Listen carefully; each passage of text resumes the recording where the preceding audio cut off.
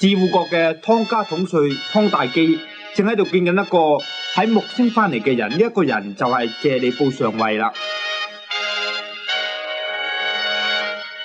我記得統帥曾經講過話，呢場戰爭唔使1個月就會打完。謝里布，唔好再提啦，你坐低啦，我哋傾下正經事。係，多謝你統帥。你係咪要我去希將軍度啊？我仲未講出嚟，你就已經知道啦。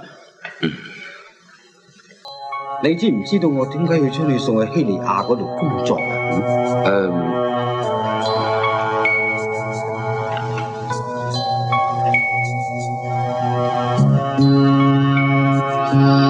事實上，我真係唔明白統帥真正嘅心意。不過，我希望能夠努力去了解下你嘅意思啦。